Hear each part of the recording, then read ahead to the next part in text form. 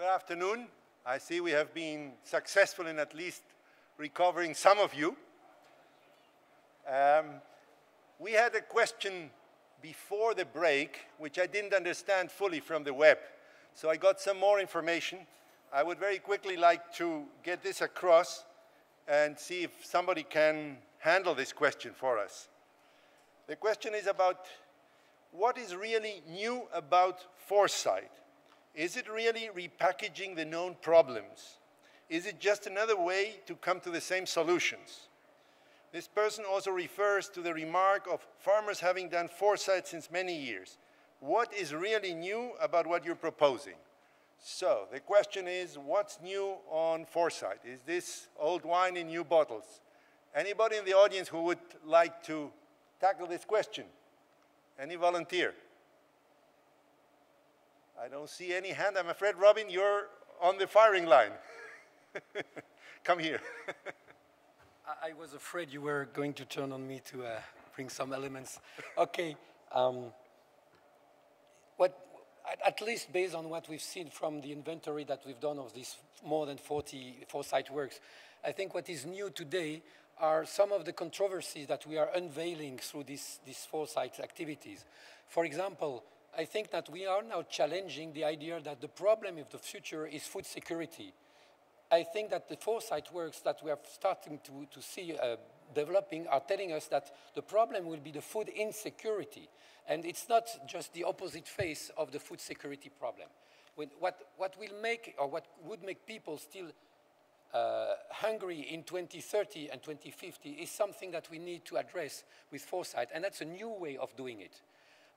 There are also questions about, for example, the idea that we consider that urbanization is an irreversible trend that we have just to cope with because it's just like this.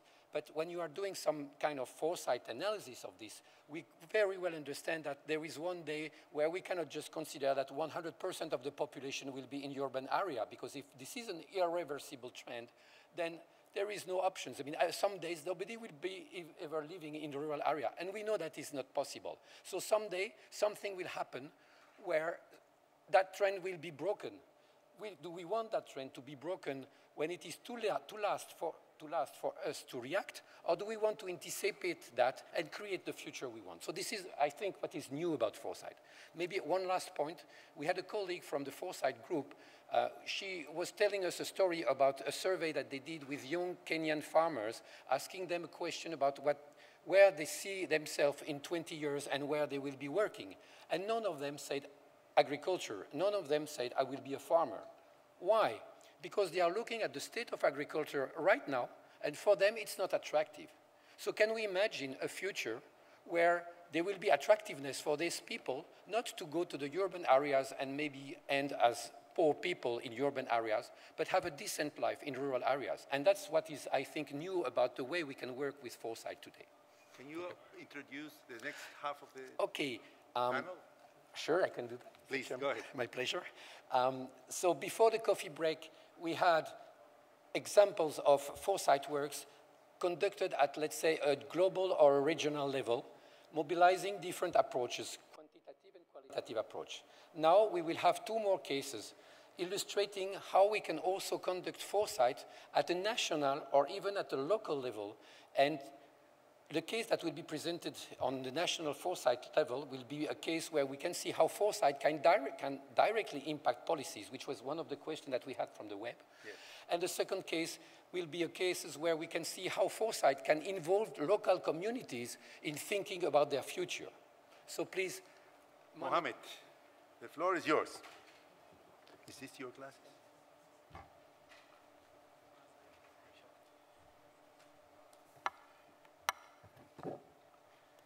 Thank you, Carlos. Thank you, Robin. I'm grateful for the opportunity to speak in this session and share with you some thoughts about our experience in developing a Foresight study for Agriculture 2030, and how this study, as Robin said, led to shaping our agricultural strategy. This Agriculture 2030 was actually part of a broader Foresight exercise called Morocco 2030, which had to explore desirable futures for Morocco, but not only that, it had to lead, as I will show you, to an action agenda. So, as such, the Agriculture 2030 exercise did not confine to agricultural issues only. It did link to the national economy, to society, and to policies with the diversity of territories and with the local and global, with the local, regional, and global environment.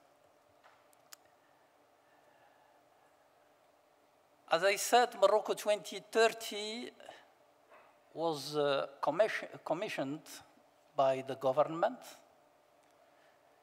and undertaken by the High Commission for Planning to explore the desirable future for Morocco with regard to its socio-economic development, but also with regard to its geostrategic positioning in the region and in the world. We had a process to determine what is necessary to reach that vision once developed, and that led to the elaboration of an action agenda, which translated in a comprehensive portfolio of sectorial strategies. But early in this process, a conviction emerged. That is, agriculture can be a positive driver of socioeconomic development and environmental sustainability. And that has as a corollary another conviction, because agriculture counts in Morocco, given its importance in the economy, in employment, in natural resource use. The second conviction came, which was Morocco must deliver on its agriculture's full potential, and that implies that business as usual will not help tackle the challenges ahead. So we needed a new solutions for new challenges. We did, of course, a comprehensive diagnosis of the objective situation of Moroccan agriculture and recognized that it is at the crossroads. On one hand, we have huge opportunities, and you see why. Strong growth in the domestic demand, strong growth in products for which Morocco has a recognized competitive advantage, especially in fruits and vegetables. And we have embarked in an important liberalization process with 2 free trade agreements, one with the United States and the second with Europe. But at the same time, our agriculture faces major obstacles, the vulnerability of smallholder sector, land tenure problems, declining and over-exploitation of water resources, inadequate policy and regulatory frameworks, and lack of adequate extension, and I should say also research, and insufficient support to capacity building. So we have, because this came in the context of this of the liberalization, we have explored 3 scenarios on the basis on how we will manage this liberalization. So the first scenario is surrendering to liberalization, meaning that liberalization occurs as planned in the free trade agreement and national policy remain reactive. The second scenario is accelerated liberalization, meaning that liberalization speeds up through ultra-liberal policies and social safety nets to reduce its impact.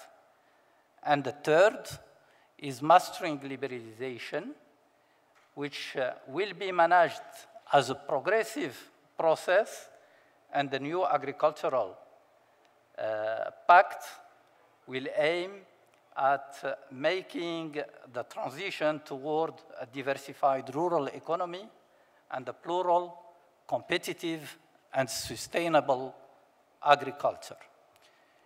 The analysis of these scenarios led to articulate for the whole society what is the challenge. And the challenge is paraphrased here: to reliably produce increasing supplies and more varieties of food, mainly through higher yield, using less water and other resources.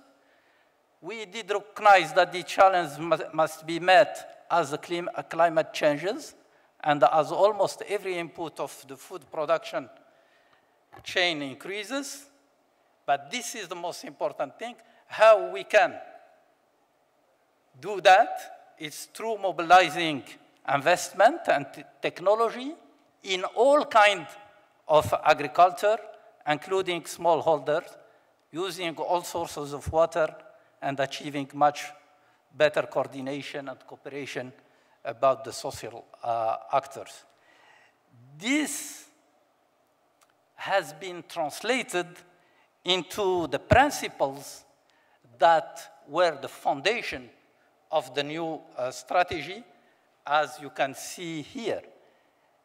And these principles really entail 2 major breaks with the model of the last 50 years. I will say just 2.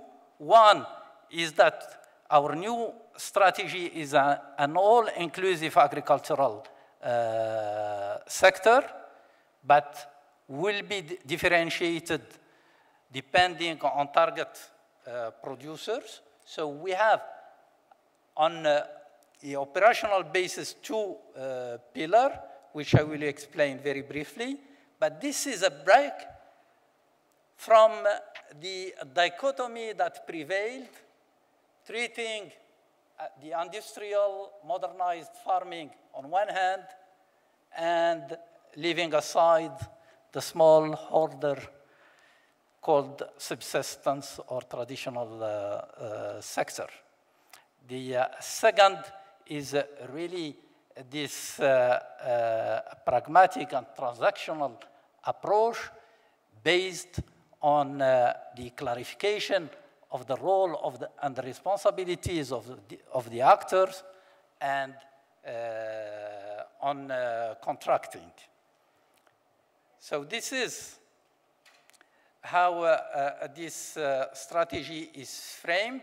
Pillar 1 deals with robust commercial agriculture, and Pillar 2 considers smallholder farming as a business, and this is treated through a holistic transactional approach and supported by cross-cutting reforms to create the enabling environment.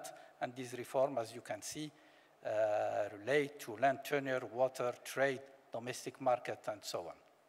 Thank you very much.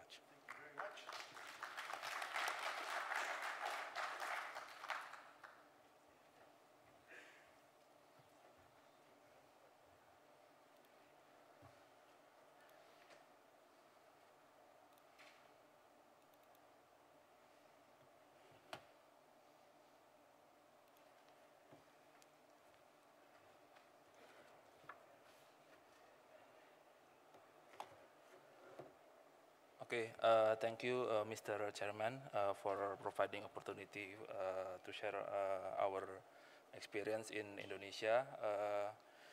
Ladies and gentlemen, I would like to share our experience working on the foresight-based land use planning in Indonesia. So the background for this activity, the activity is a part of the project conducted by Kolupsia Collaborative Land Use Planning project in Indonesia. This project is managed by SIRAT, CIFOR, and several local NGOs in Indonesia, Telapak, Huma, and Riak Bumi.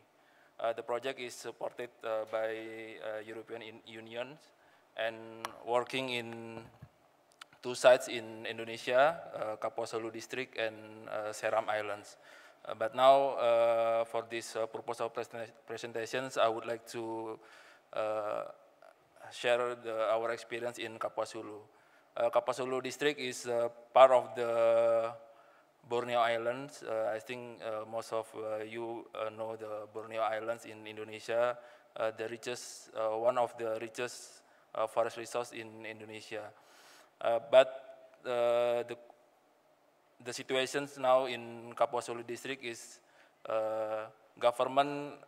local governments actually try to promote the lands investment, especially palm oil, minings, and then this has a conflicted with conservation and forest area in this area, and the fact that the local community also have a traditional agricultures.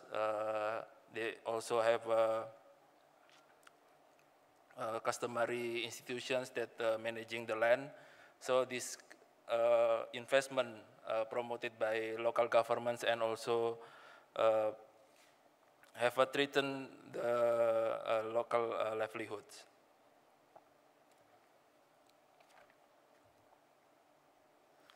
So the methodology of foresight that we do is a participatory prospective analysis, the method developed by UNCAPSA and SIRAT. So the basic questions that we propose for this activity is what could be happen possibly with development in Kapuasulu in 20 years from now. So the idea of the taking the development topic for this district is because of district now is getting more on development agenda. So that's why the investment of land-based investment are coming, but also the needs of improving local people livelihood is also coming.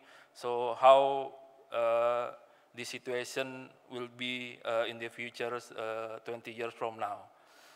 So the process is has been taken from during 2011, from May to July 2011.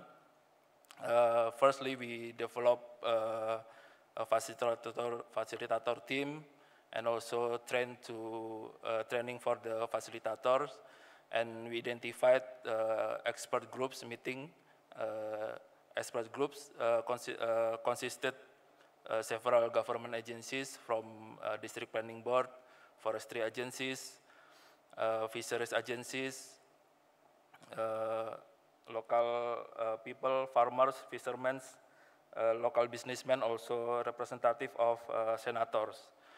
So these expert groups are gathered together in one meetings, and we have a serial workshop discussing about what could be happen possibly with the development of Kapuasulu in 20 years from now, and they identified variable that influence the development in the area. During the process of serial workshop, they identified 50 variables comprising variables like economic, social, environment, and technological aspect.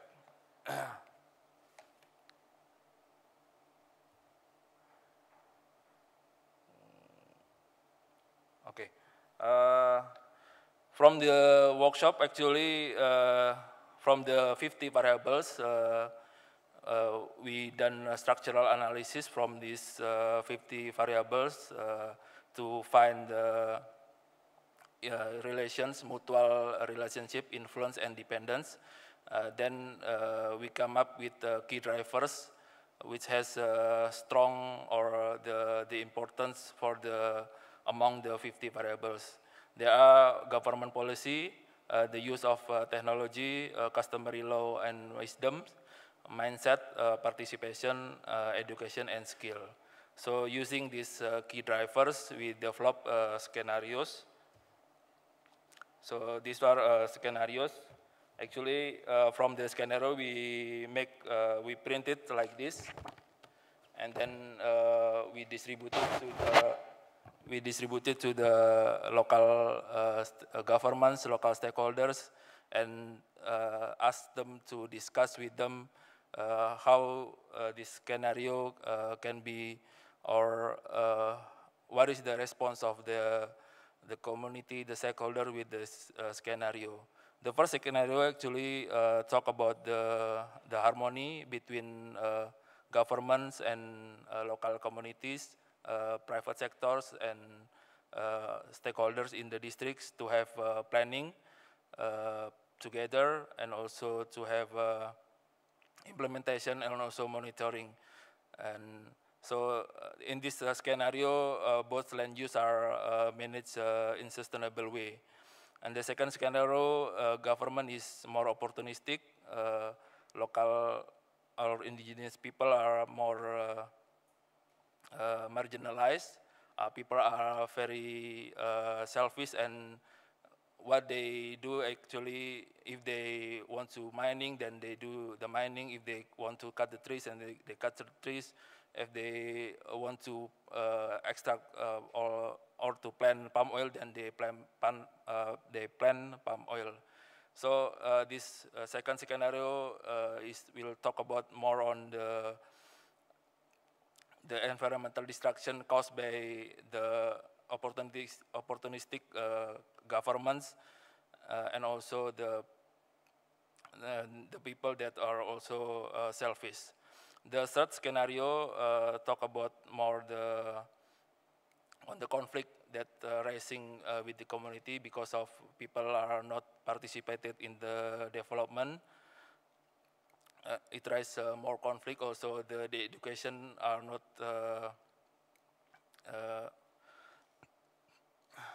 not paid attention by the government, and also land use plan are also not considered by the stakeholders.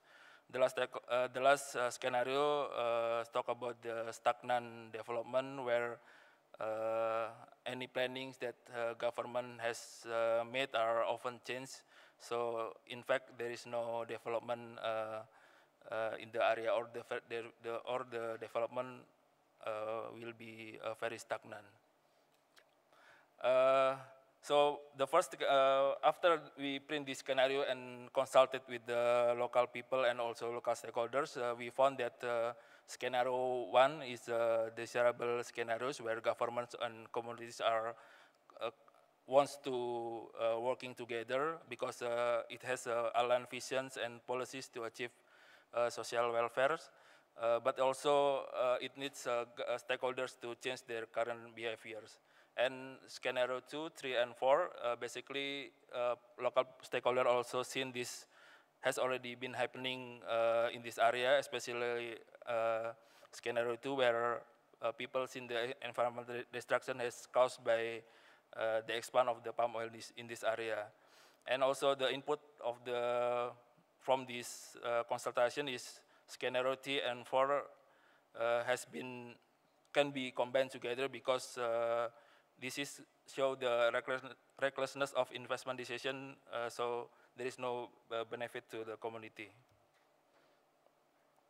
So from the foresight to actions, I think this is foresight method is quite new for the district government. This is relatively the new way to see how to see the future, because usually they see the future is like one scenario, but now we can offer them multiple scenarios that can be happen in the futures. So this is the way that people can share the visions and also the opportunity for them to work together. And also they develop during the consultation meeting, actually people start to thinking about action plan. The first action plan is how to restructure land use allocation, because the immediate problem now is the land use allocation is considered, or people consider is not sustainable. So the important also that how to integrate scenario into district policies. I think this also has particularly answered a few questions that has been asked before. And I also agree with our colleagues from Philippines that the response that they get, what is the immediate benefit from the community or for these foresight activities. So in that way, stakeholders proposed micro planning. They said it's kind of small project, small planning, so they can see the immediate benefit along the way in the long-term planning. So this is the last slide. I think the important also that there is a strong commitment of the top leader. Otherwise, any scenario will unlikely to be implemented. And from our experience in Kapuasulu, I think the tenure insecurity is still an issue. It's not only in Kapuasulu, but also in the world. For example, like global land grabbing is also the issues of about tenure security. And I think the issues of research can be done in the future is what kind of institutional arrangement and policy should be in place to improve tenure security. To what extent customary institutions are able to enhance land security, and how can participation enhance perceived tenure security. And most of the stakeholders at that time seen this land use for development and conservation as either or solution, but I would propose here is land use for development can be together, combined together, but for land use for development can be also together alongside with the conservation in the other side with a better and proposed land use planning. Yeah, thank you. Thank you very much. Well, ladies and gentlemen, now you have had the 5 case studies. I would invite you to comment, raise questions, particularly about the last 2, but obviously if you want to make some broader cross-cutting observations, these are the case studies we wanted to share with you. Peter, anything from the web? Can you provide some? Can we get a microphone for Peter? Where are the microphones? Please, here for Peter. Okay. We had one question related to the last example which was given, is Kapua's Hulu example, a typical example of how direct stakeholder involvement is critical for foresight work. Should all foresight work involve direct stakeholders? Okay, anybody wants to comment on that? Do we need to have stakeholder involvement in any case when we're working on foresight? I suspect this may be something you're going to discuss further in the next sessions, in the next couple of days. But if there's any initial reaction, well, doesn't seem to be the case. Oh, here, ladies first, yeah. My own experience with Foresight, it's one of the best models to engage stakeholders. So I would say, yes, it's a must to have stakeholders when you do Foresight. Because if you get them since the beginning to foresee what might happen and develop the scenarios, you have better chances in their buy-in and you get better success rates for the implementation. So yes, if you do Foresight without stakeholders, it's not a true Foresight. Okay, a strong endorsement. Hans? I would say yes too. And then I have a question about this to actually both speakers. Mohammed, maybe first, and I was wondering, where the stakeholders involved there, all the way down. I wonder, in your scenario playing and actually even setting the goals. First of all, who set the goals were for Morocco 2030? Who was involved in that one? Everybody? I mean, all the stakeholders or not? And maybe then for Shantiko, the question would be, what is the role of the central government? Because now you have done with the stakeholders at the local level. Basically, everybody agree scenario one. Is now central government actually playing the game and say, oh, you decided, we're going to make sure you can do it, or are they still going in a different direction? Thank you very much. I think we're getting to very interesting questions of the governance of these processes. Who can call the shots? How do we handle it? Anybody wanting to comment? Please, yes. My contribution is on the issue of whether futures is, or rather whether stakeholders are important in futures. And I just wanted to say that it depends on the reason why you're doing futures. If it's just for your own curiosity, then I don't think you need stakeholders. But if you need implementation or policy engagement, then you have to include stakeholders. Thank you. Anybody else? Please, here, Robin. Can we, or you want to come up here? Yeah, it's probably the easiest. Well, just making one comment. I think it is a very good question, important one, and we have to be very serious about it, because when we are talking and really doing stakeholder engagement, that means that we are committed also for things to happen. It's not just considering that the stakeholders are here, let's say farmers or experts, to provide some input, technical or expert inputs in the process, and then we're happy because we have a better source of knowledge. So let's consider it very seriously. If we are doing foresight, engaging stakeholders, then we are committed to deliver results that are actionable for those stakeholders. And I think that's something that we need to discuss further in the next sessions. Yeah, particularly the government role in all of this. Yeah, I think, yeah. Very good. Other hand, anybody else wanting to comment on these last two presentations or on the three ones before? Please. So I have a question for all the presenters. Normally, foresight, there's always a little bit of drama in it. So how do you manage the drama side? Because to attract the attention of policymakers and people, you have a little bit to talk about the worst case scenario always. And sometimes it's really scary. We did one for Canada on climate change. And the minister saw the 1-minute video and he said, no, you won't get it out. So how do you control the drama actions? Because we want to make it as realistic as possible. Thank you. Any one of the panelists, anybody of the speakers who wants to address this question? Fear-mongering. Mohammed, can we get a microphone here, please?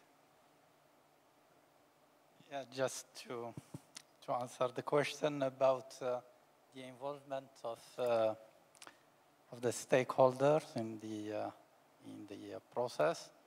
We had an intensive dialogue, but that dialogue was supported by strong analytical work that has been done upstream. It was not just an open dialogue. Can you get closer to the microphone? Yes, please. Once we did that analytical work, supported by research and supported also by an international panel, we submitted the results to a large forum of, first of all, a governmental seminar, and then a large forum of stakeholder, which challenged some of our results, but also helped really achieve a common understanding, as I said, of the challenge, forge a common vision and common objectives. That does not mean that we had a blank check. That's why I stressed that transactional approach, because that was the requirements from the stakeholder. For the implementation, we need to negotiate, we need to define responsibilities, and we need to contract. How we did it? We did it on a vertical basis through the commodity value chain, bringing all the actors on that who agreed on performance target, on investments, and so on. And at the horizontal level, exactly like what we heard, at the territorial level, involving local authorities and farmer representatives. Okay, thank you very much, Mohammed. Joost, you had a question? Just to respond to that comment about drama, I think it's important to have engaging narrative and scenarios, even if you're doing qualitative and quantitative scenarios combined. But I don't think you necessarily have to scare people into action. If you have narratives, Foresight narratives that have a memorable storyline, that are engaging and have a lot of tension and challenges in it, it doesn't have to be completely, nightmarish. But there's a comment from a famous Foresight expert, Peter Schwartz, who said scenarios should have people, or Foresight should have people laying awake at night, in some form or the other, because that way it becomes memorable, etc. But you have to be careful with nightmare scenarios, because people just become demobilized, by them. So, thank you. I've got two more people on the list, and then I'm going to go to the next session. But you will have a chance at the end. We will have a general discussion, so don't despair. The lady back here, yes, please. Okay. Yeah, I had some comments to this with, stakeholder involvement and where, because, the Foresight work, for example, scenario work, it's a long process, and we cannot always involve stakeholders all the way. So I think it depends on the aim, where stakeholders are engaged. So one example where I've been working, where we wanted to develop a new research agenda, we wanted to look out of the box. There actually it was researchers from different disciplines making the scenarios, because they were used as a tool for stakeholders to think, okay, what do we need to know if this is the different futures we are going to face, or different futures we are going to avoid facing by reshaping the future. And what we did in order not to completely scare people was that we had one scenario which we call the word awakes, which was starting off on a fairly bad track, but actually realizing sort of halfway through a 40 years period that we might have to change. So we thought it was very fruitful to bring in the stakeholders more saying that these are the scenarios possible, not maybe desirable. What do we do together then? And the reason why we didn't want to involve them from the beginning was that my experience has been that many people only want to have vision scenarios in that case. They don't want to hear that there will be no agriculture in Sweden in the year 2050 or something like that. And still the Minister of Agriculture think our scenarios are not very good, because they are not visions, they are possible futures which we have to, So what I want to say, we cannot have stakeholders always all the way through, because it takes a lot of time, but bring them in when they really can contribute and when they also get feedback, so it's not using people's time, but actually giving something back, as Robin is saying. Thank you. Please. Thank you. I don't want to be provocative, but Foresight is not an opinion survey, it's not either an election. So if Foresight should lead to action, this action is not necessarily the most wanted action locally. So I think I mean, you shouldn't, how are you going to manage this disappointment that you might be suggesting by the way we are considering Foresight just now, here in the example we are presenting? Thank you very much. This issue of how we engage and what expectations that creates seems to be something we'll have to develop further.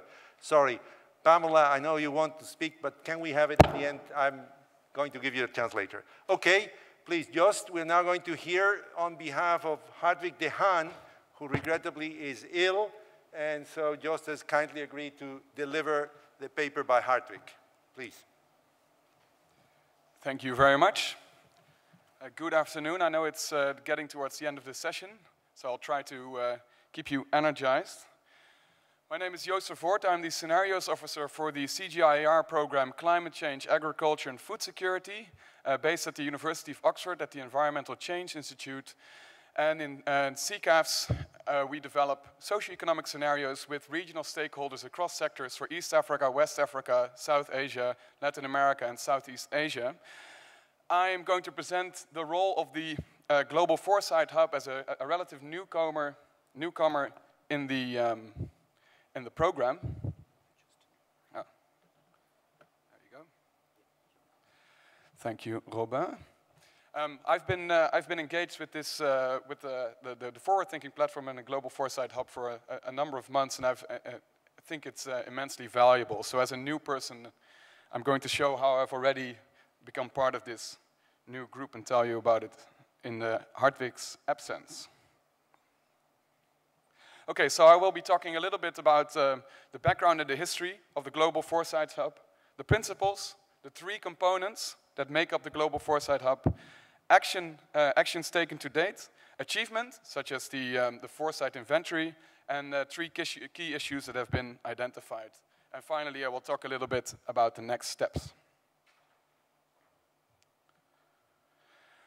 So, at the previous GCARD meeting in Montpellier in 2010, when I was still working on my PhD and I wasn't part of this, there was a roadmap that was developed, and the aim of that was to put foresight as an input into set research priorities. So how can foresight, how can strategic conversations and explorations of the future shape research priorities? After that, the Global Foresight Hub was established with an official recognition by the G20 meeting, as mentioned previously. And the Global Foresight Hub has three components, and I'll get into those three components later, but I'll talk a bit about the principles, the guiding principles for the GFH first. So the principles of the Global Foresight Hub are to facilitate interactions between different foresight approaches and institutions, to really have this diversity of foresight approaches interact globally in the context of agriculture and food security, to identify controversial visions, to appreciate a range of plausible futures, so to really open up this future space beyond the perceptions that are there in the present, and look at this plausible future scope. To create synergies by bringing together different approaches. There's a lot of complementarity in foresight. And there are we have seen a lot of different examples today that are very complementary to each other. To open debates about the future and related needs for agricultural research for development, and to integrate all stakeholder perspectives, local, national, regional, and international, examples again that we've seen today, stakeholder perspectives from across sectors in this work. Okay? So the Global Foresight Hub has three components.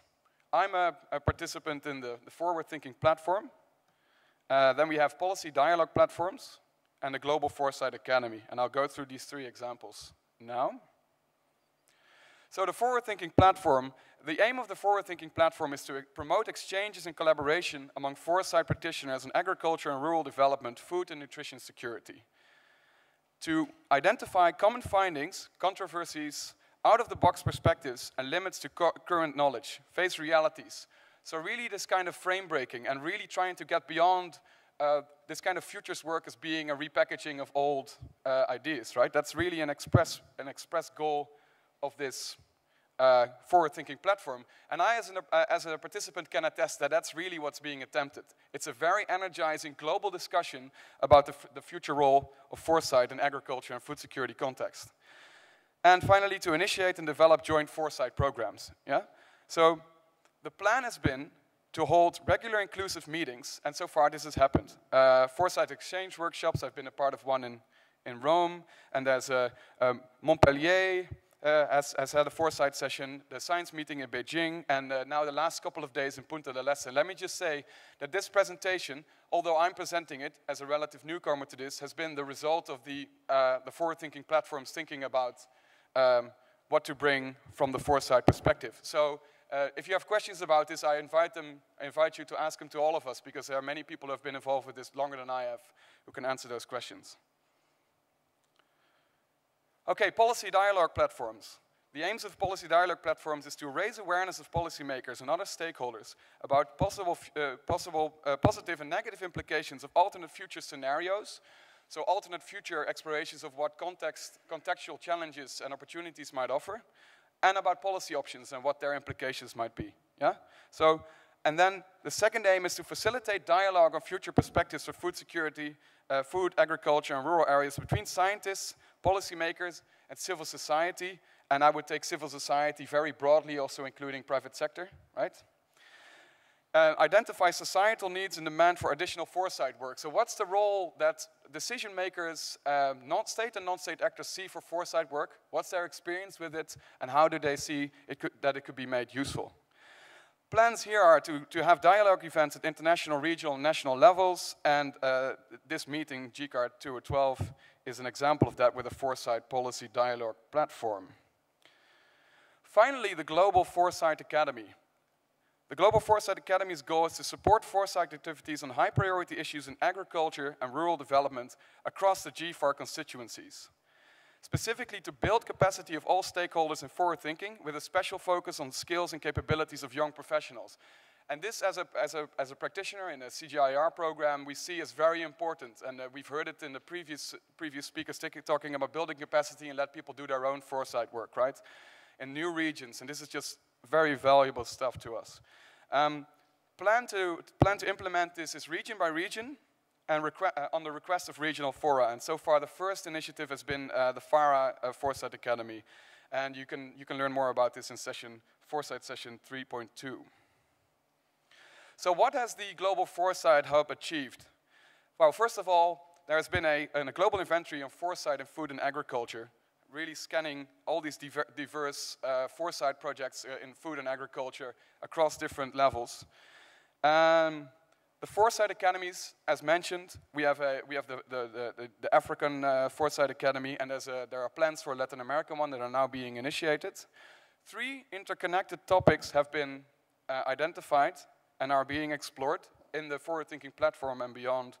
The farming patterns of the future and the future farming patterns, and here I referred a little bit to some of the controversies that Robin was talking about. Towards sustainable consumption through sustainable production, and that links very much to Eric's comments from a European perspective, and this is in a different setting. And then land use changes and looking for agricultural land with all these massive changes in land ownership. And to learn more about this, I would refer to the session, the Foresight Session 2.2 tomorrow morning. So what's the value added of the role of the Global Foresight Hub? First of all, this foresight inventory. It's filling an information gap, and it's facilitating cooperation and synergy. And I've really seen this, huh? All these different foresight practitioners coming together from very different foresight traditions, exploring what are the limits and what is the new potential of foresight beyond the way it's been used before, and creating these types of synergies. So that's very valuable, especially to have this as a global arena for strategic conversations. The foresight work itself addresses emerging societal concerns that continuation of current trends is undesirable and has associated risks for food and nutrition security, the overuse of resources and other issues. The 3 topics that have been proposed are not adequately documented and poorly covered in current foresight, so real gaps have been identified where foresight work can be much improved. There is a mixture of suggesting realistic perspectives, and I would assume that realistic here means close to the current trend, right? So I would not use the word realistic, I would say close to the current trend, as well as out-of-the-box scenarios that describe contexts that might be unforeseen, and as well as visions that lead to improved future conditions. The value added here is as well as to promote public debate about options and urgency of action, recognizing where is the urgency, and identify research priorities, helping in this strategic foresight, helping to think about where is the research most needed, what are the things that we are completely missing, yeah? Okay, finally, next step, okay.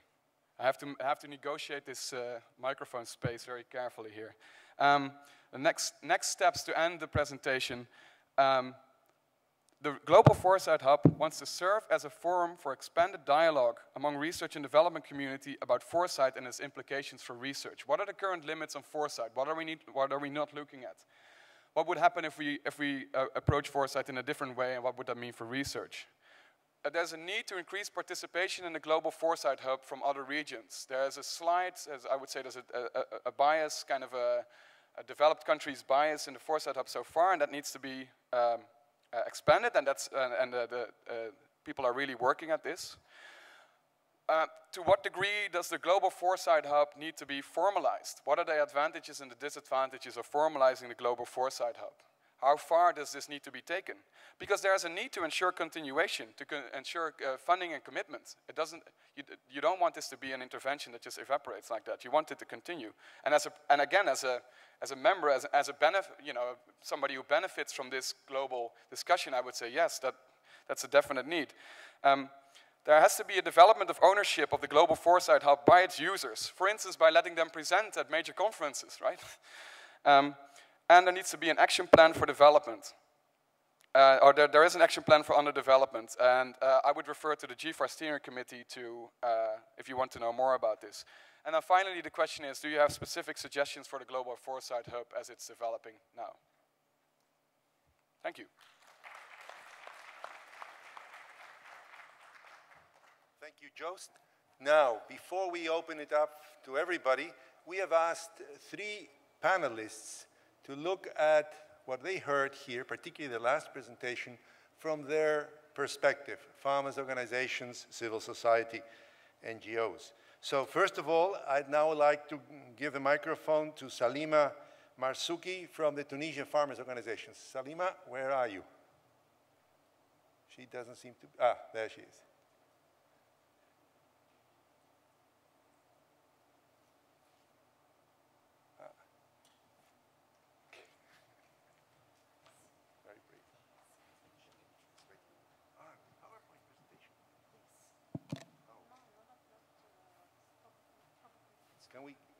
She wants a PowerPoint presentation.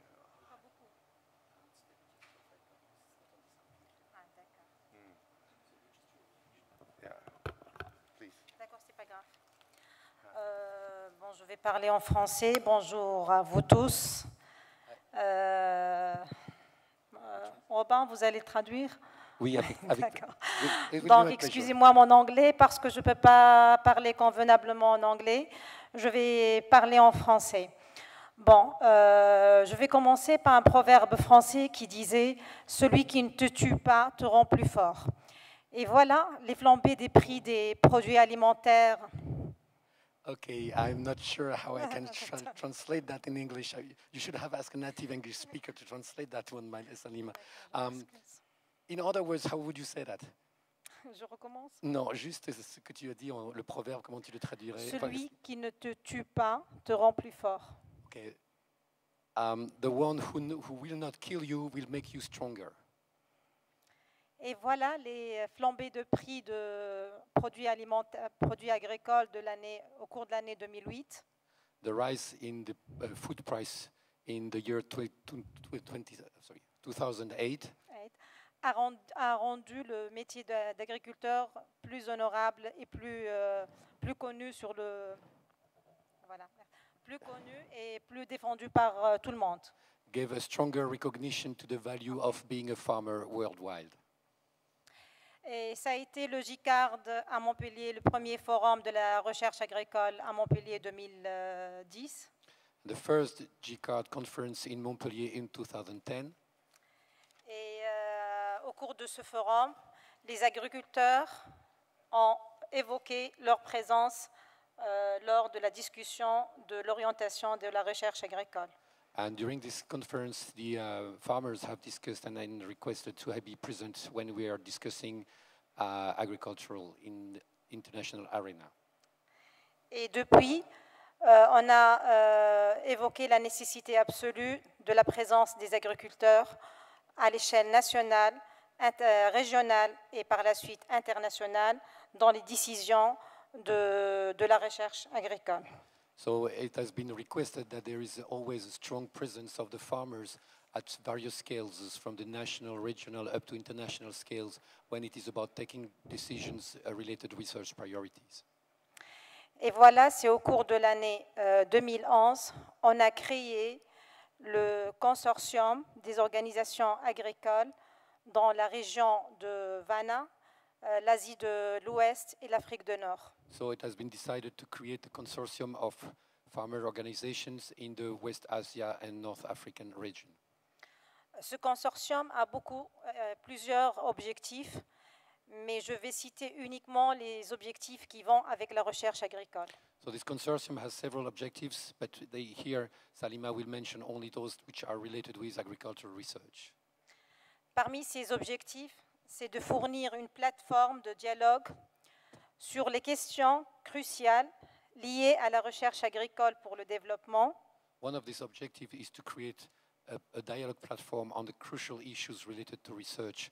And can I say something, Salima? This will be about Foresight too? What? Cette plateforme, elle va inclure la prospective? Prospective, oui. Okay.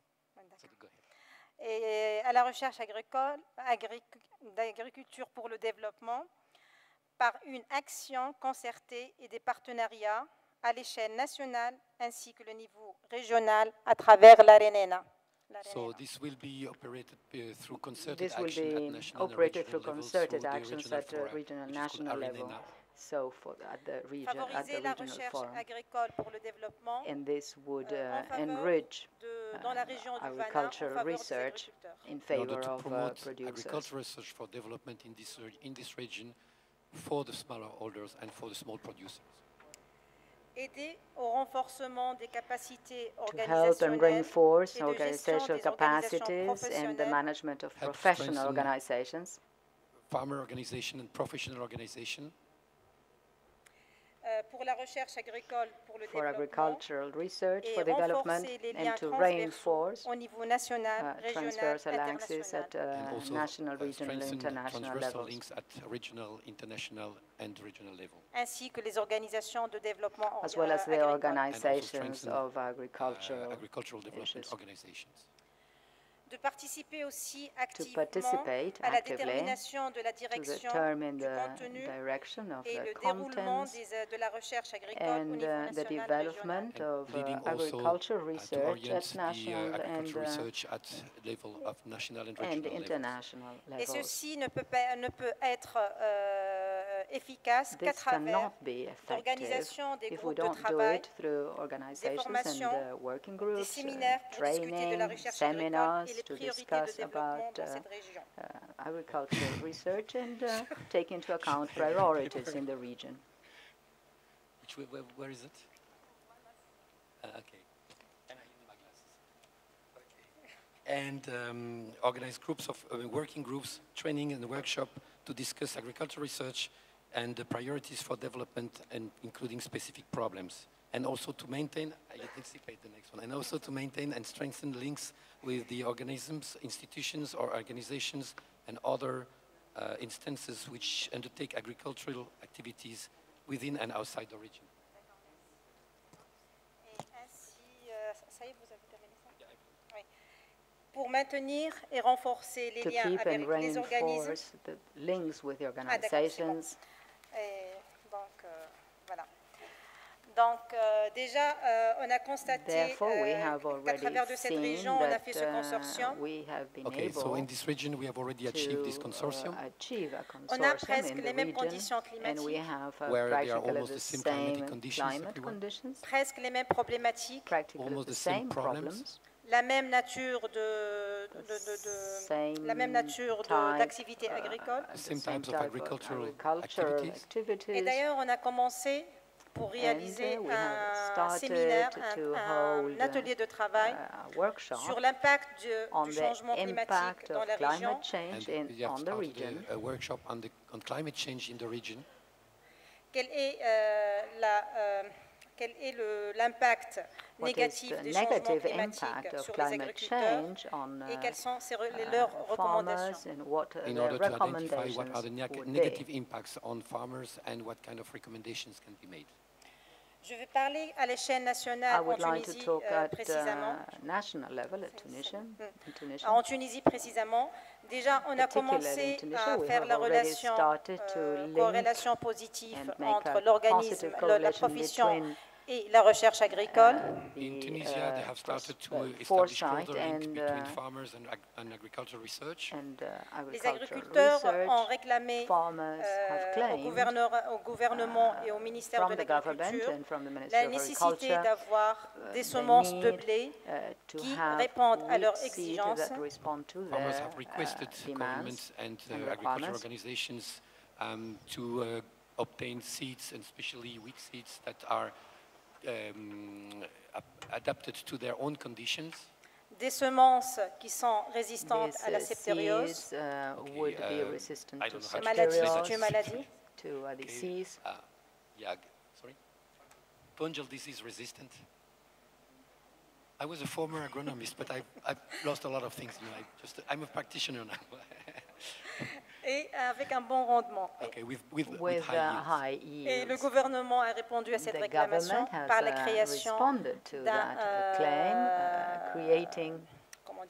d'un centre pour les grandes cultures. Okay, and the government positively answered to that request by creating a center for what? For this kind of cereals, for this big culture. Yeah.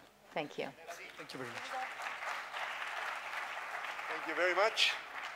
And now I'd like to ask Julian Oram from Greenpeace to give us his reactions.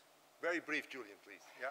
We do want to have a bit of a general discussion, and we have to vacate in time because the president of Uruguay is going to come into this room shortly. Thank you, Carlos. Thank you, Robin. I won't try and keep the president of Uruguay waiting. I work for Greenpeace International. We're a campaigning organization. Many of you will know us.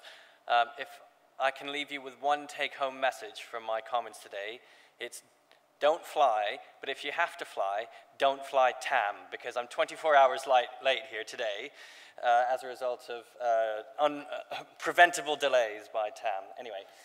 So as a result, I'm afraid I missed some of the cases that were presented earlier, which is a shame because the ones I listened to I really enjoyed. And I wanted to say also that the State of Foresight presentation that Robin showed me earlier, unfortunately I missed his presentation. It's a great presentation, and the work itself I think is vitally important, not least because of this assertion that it reinforces that we must move on from business as usual and that we must look at new approaches, new stakeholder engagements, as was mentioned earlier, and new ways of doing things when it comes to agricultural research. So, a few quick observations. First of all, I'd like to say that from Greenpeace's point of view, the idea of exploring alternatives to this sort of technological production-based treadmill is really vital, because I think agricultural research has been too focused on that over the past 20 to 30 years. Secondly, that the accent on diversified approaches and perspectives, including the perspectives of farmers' organizations, CSOs, is obviously a really important thing. And I think it's important not just from the point of view of getting new information, but of this point about ownership. It's vital, because if you want to have research taken up, ultimately it's going to have to involve the farmers and the CSOs who work with farmers, as well as governments and scientists. I think it was interesting in the presentation that, as the flip side of that, that CSOs and farmer organizations were probably less involved than would ideally have been the case in some of the Foresight work. So hopefully that's something that can be addressed in the future. The main thing that really struck me, though, is actually this idea between the dynamic of the wanted, the likely, and the unwanted scenarios. And I think what we certainly don't want to see, and I think what is the sort of nightmare scenario, is the combination of the likely and the unwanted. And I think that's the stuff that scares me, that keeps me awake at night. And in terms of how we work together to develop this work in the future, what I think is probably the best approach is not so much to focus on the wanted. I mean, I work for Greenpeace, we're always talking about what we want, and there's an aspirational quality of that, which is very important because it keeps your sort of eyes on the prize. But I think the space for actually changing policy, particularly at the government level, is going to be in the interface between the likely and the wanted. I think that's what we want. We want to see basically policies that can push us forward in that space. And for me, I'd say there are 3 areas in which we can concentrate on. First of all, I think it's that we in our research perspectives, look at and explicitly acknowledge and design policies to address the currently very destructive and unsustainable agricultural trends that we've been seeing over recent years. This includes things like soil nutrient depletion and land degradation, loss of agrobiodiversity, groundwater depletion and pollution, volatile food prices, and the contribution of agriculture to global greenhouse gas emissions, and in turn, the lack of resilience that we're seeing of intensive farming systems, particularly to global climate change, but farming systems generally. And we've looked at this long and hard, and our thinking is where the dynamic needs to be really pushed, where the space needs to be created in terms of the research agenda, is in exploring agroecological approaches, which cover multiple, which provide, from our perspective, multiple solutions, the sort of win-win-win in terms of profitability, sustainability, and equitability. And those are the areas that we think really deserve much more attention than they're currently getting, particularly because they're very knowledge-intensive and location-specific. And one of the things that was also interesting was the focus on context-specific approaches within Foresight. The second major area is committing adequate resources and finance. You can't develop these systems without the investment in and the resources dedicated to not just the research programs, but the extension services that must go with them, working directly with farmers. Speaking to a farmer from India on the way here in the van on the transport, he was saying the infrastructure of the research stations is still there in India, the extension isn't. So that's vitally important to make sure, specifically with agroecological approaches, that farmers get that support. Thirdly and finally, that we change and address the unsustainable food insecurity and food consumption patterns that the world is facing today. I think that was one of the other major things that struck me from this exercise, is that we really need to address unsustainable consumption at both ends of the spectrum, both the lack of adequate nutritious diets for people living in chronic food insecurity, but also the overconsumption, waste, and unsustainable consumption patterns that the world is experiencing today. And I think if those 3 areas can be addressed through a likely and wanted scenario-based approach, then I think we'll go a long way towards achieving our objectives. Thank you. Now I'd like to ask the last panelist, Tan Nguyen from the Vietnam Farmer Union. Please come up, Tan, and we'd like to have your inputs, if possible, brief.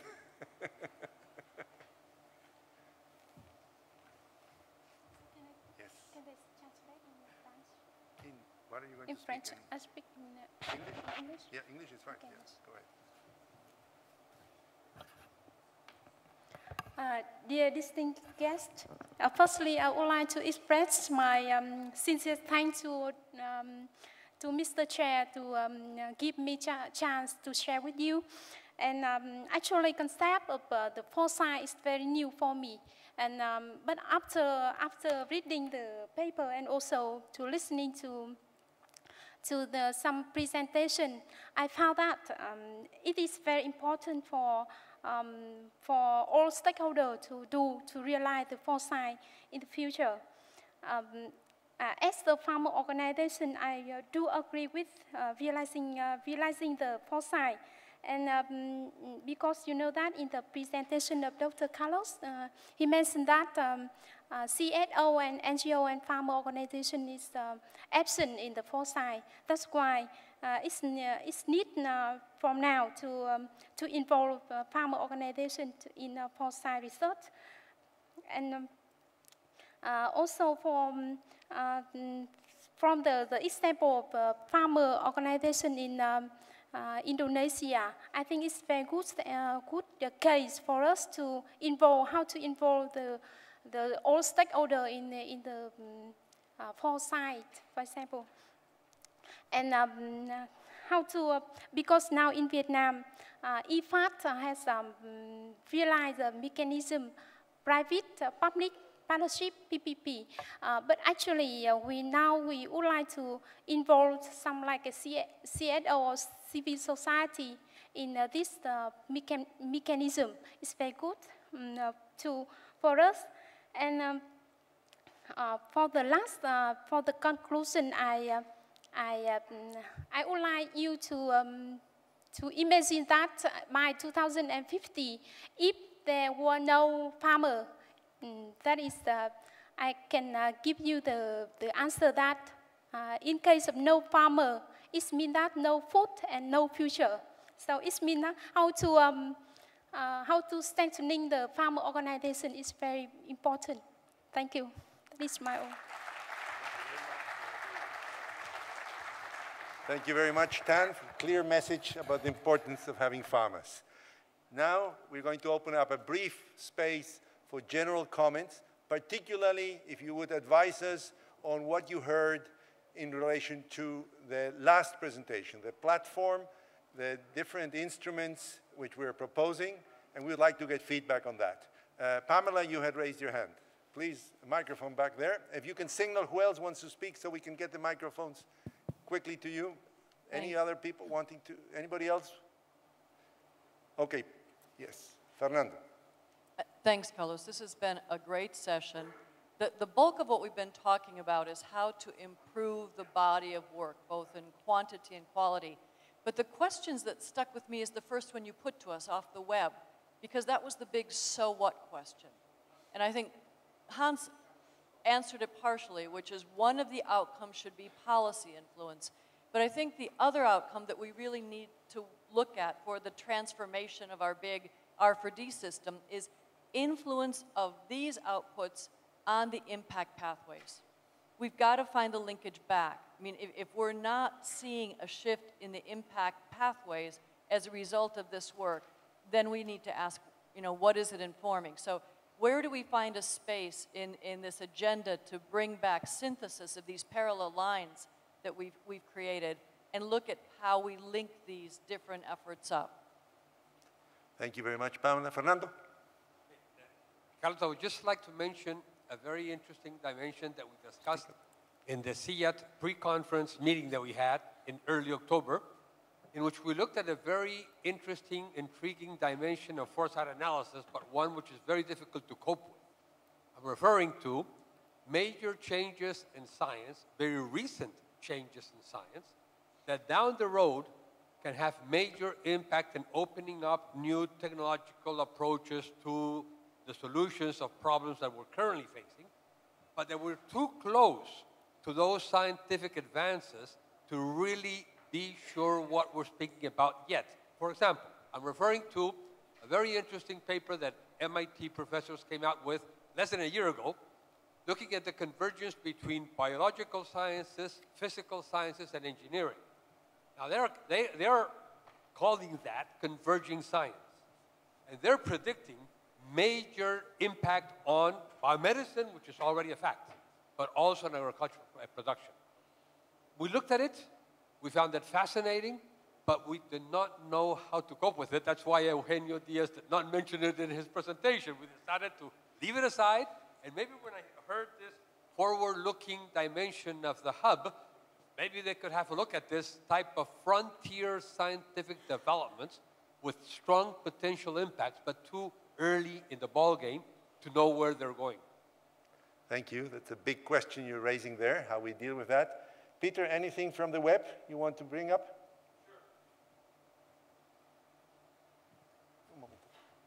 Thank you.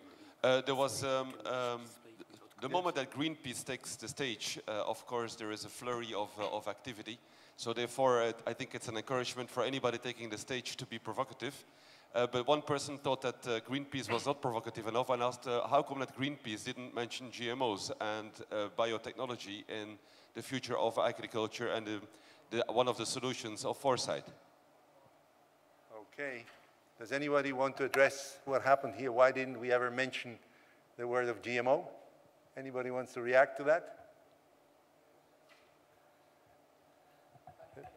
Yes, please.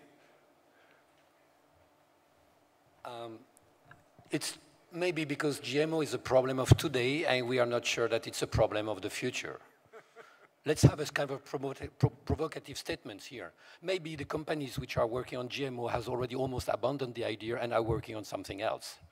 So if we are still always concerned with the emergency of the present, then we are blind. And as Eugenio said, I prefer to be foresighted than blind.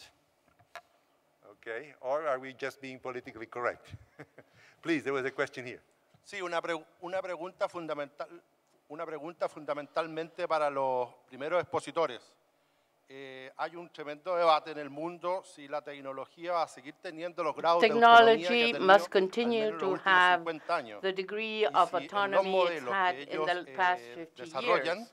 se If what incorporan they distintos escenarios en relación al develop control incorporates the ciudadano y el different control scenarios democrático de esa tecnología. for the Que es un tema que citizen viene y que está control over discutiéndose that mucho, technology al menos and desde un punto de vista de la democratic sociología y la control of ciencia that, política. that's something that's coming up a I'll lot quickly in translate. political The question science. is for the first set of presenters, which were giving us the bigger international and country level analysis, to what extent their analysis includes an assessment of the extent to which technology will be the driver, or to what extent technology will be controlled by society and by basically sort of a more managed access to science. Whether science will be sort of very independent and driving, or whether it will be more under control. That's obviously a big question.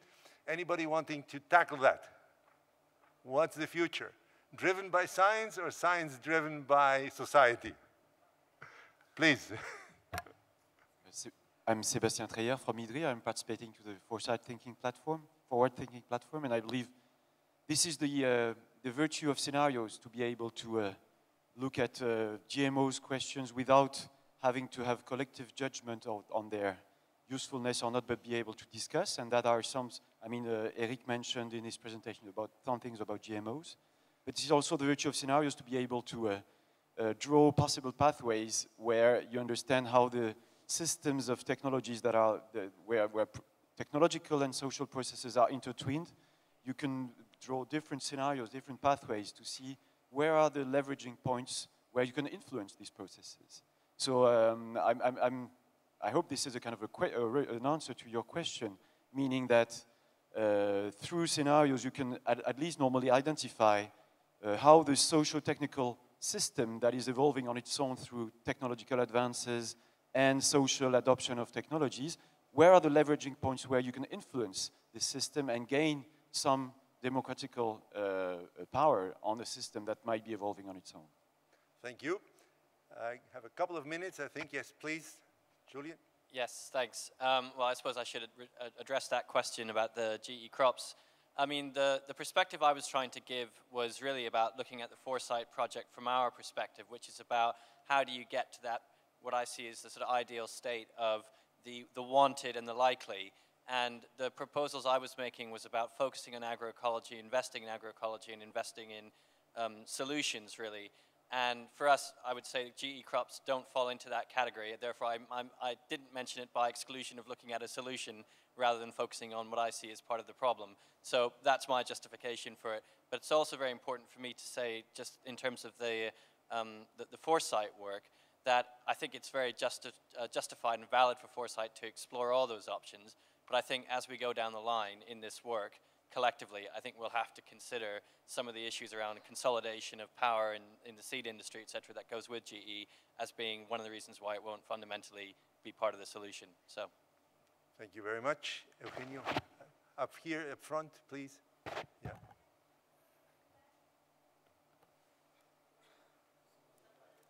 You'll be next. Yeah, Eugenio. ¿No está prendido? Microphone doesn't seem to be working. Hola. Hola. Yeah, now. No, a comment on GMOs. I think Fernando Chaparro mentioned, I mentioned in the presentation too, there is the huge convergence of biological sciences with engineering, with physics, with chemistry. That's far beyond GMOs, because basically you are having a high throughput DNA sequencing, and there are a lot of other things that may happen. So there's a whole new world that's called new biology. There are several publications by different governments on that, and that's opening new things. We referred to that in my presentation. Fernando was referring to in his comment. Okay, thank you. The person in the back, sorry, I didn't recognize you. Over, go ahead. So, one of the questions about science, I would just say that coming from India, we realize that resources are very limited for poor countries. And technology will be used as a tool for liberating us from the limitation of resources. So technology is going to lead the way into the future, and it will help countries like India, which are very resource poor, to get over the problems. Did you? Sorry, I couldn't hear. Anybody who heard it wants to react? Hans. I didn't hear it, but I have another question. You still don't have a problem to answer. Go ahead, Hans.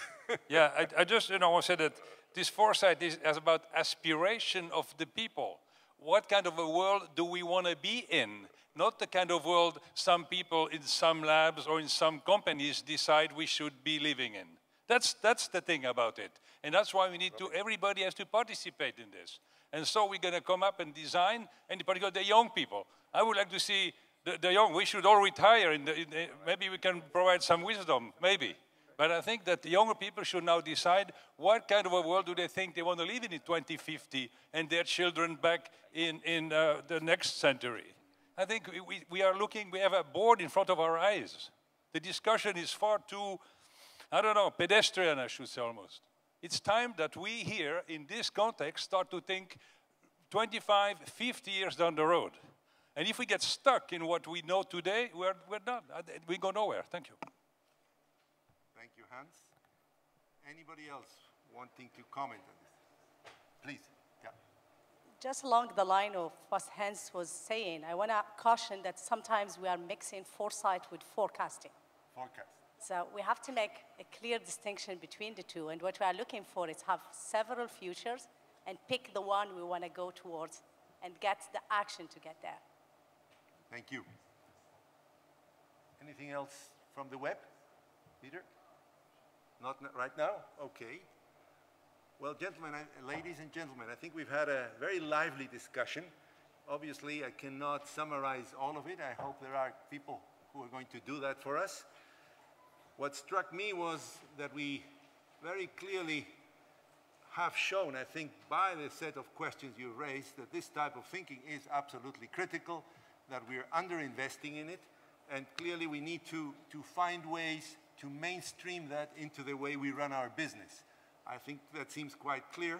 I think we heard a couple of very challenging questions in terms of the whole issue of the governance. I mean, when we work at different levels, at what level is really the governance of these mechanisms? How do we ensure that sort of the local level, the provincial or state level, the national and international levels are connected in the way we do this? It is very easy to have very abstract, macro type of foresight, but when we get into sort of the lower levels, then the challenge, which I think Robin really clearly pointed out of, you have to deliver something. You create certain expectations of real people down there, how we're going to manage these things. I think all these questions are certainly going to come up in the next couple of days, and we'll have special sessions dealing with that. I would like to conclude by saying that I hear questioning of making sure that this is relevant, that this is connected, but I didn't hear any questions challenging the approach per se. And so I think that we seem to be on the right path. but obviously you're all very much encouraged to engage with us over the next couple of days to shape this further. I think we have depicted the opportunities, the different approaches. Now it's really up to you over the next couple of days to help us put this into a realistic context of what we as a collective of people involved in R4D want to do and how we're going to do it. Thank you very much. Great to have all your participation, and thanks to those of you on the web who have been following us. Thank you very much, and have a nice now session with the President of Uruguay.